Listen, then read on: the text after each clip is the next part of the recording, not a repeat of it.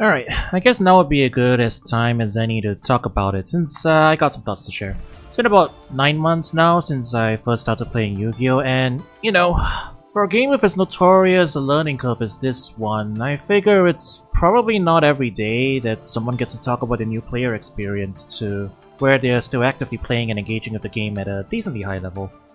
And I think I am in fact engaging at a decently high level. I've been reaching Master Rank in every season since I started.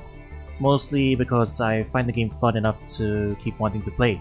And to elaborate, I really do find this game fun to play. Like, even after finishing dailies or reaching Master Rank, or with no further missions to get gems for, I still find myself opening Master Duo and going, just one more game. And the next thing I know, I'm several games down.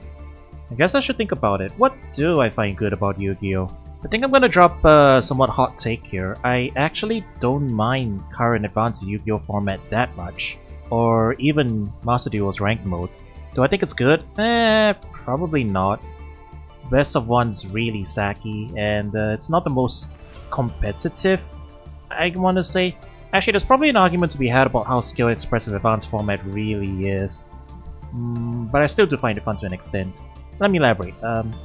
Master Duo's hitting the same energy that a roguelike game does for me, as silly as that sounds. It's like the opponent's board depends on their deck, so there's a lot of high variance in what the opponent's doing, as is my own tools in terms of my starting hand, and that constant varied scenarios is what keeps me wanting to go one more each time. Like a roguelike, you know? This next run will be interesting, it's kind of like the motivation. And with all that said about Yu-Gi-Oh's complexity, I really do like how much it gets you to think when you finally get a grasp on its problem-solving card text format. The way it's written is almost like learning a programming language, and as someone who loves programming puzzles and challenges, figuring out things like targeting and non-targeting effects, counting materials on the board, or the myriad interactions that are available, it really does make you feel super big-brained when you pull off something cool. So yeah, Master Duo is like a programming challenge roguelike to me, and that's why I keep hopping back in for one more game each time. And I think a lot of that has to do with the deck that I started out with, Purrely. It's still the main deck I play today. Heck, I got a playset of physical cards and brought it to locals for the first time super recently. Now, yeah, it was a really complex deck to start with, I don't recommend it. But because of it being very non-linear, it's not all about following a spreadsheet of cards you always play in a certain order, and that makes it quite interesting to plan out how you're going to build your board. Even going first against an empty board, there's a lot to think about in terms of keeping hand size up, because all the memory quick plays need additional cards to discard. There's opportunity cost to be thought about there. And I really love its game plan going both first and second. Going first, since its main interactions are in the form of Purrely Noir, it's very much not a deck about making more negates than the opponent has cards, and just stopping them from playing altogether without thinking. Now granted, Purrely Noir is a really strong boss monster, and I'm sure it can still feel that way to an opponent, but that's kinda all modernish decks, isn't it?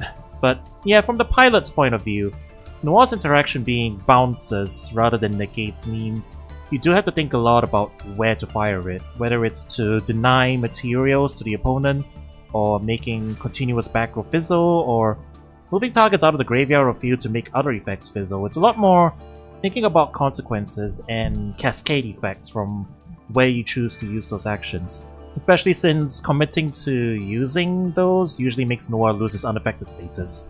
And going second, the Purely Happiness OTK line is also a really cool thing the deck can do. And what I like about it is that it's conditional. It requires 1 or 2 monsters on the opponent's field, and you gotta set it up through the opponent's interruptions. That's a really fun challenge, and it's not a one-card combo into death. It requires establishing specific cards in specific zones to go into it.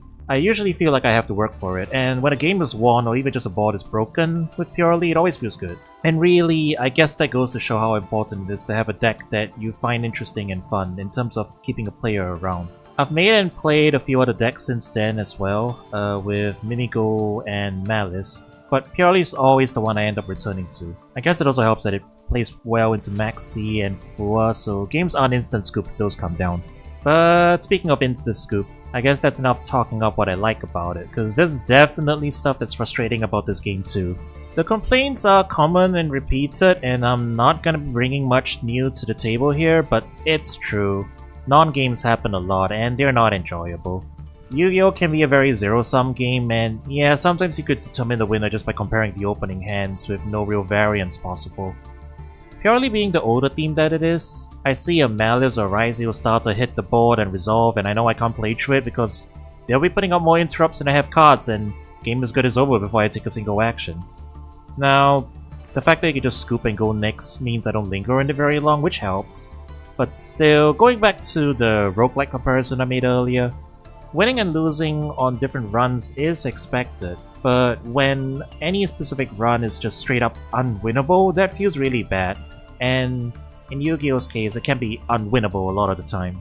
And my list of complaints probably looks like everyone else's. You know, power crap decks that put out too oppressive a board, floodgates, dimensional barrier in particular. I'm always miffed when it hits the field.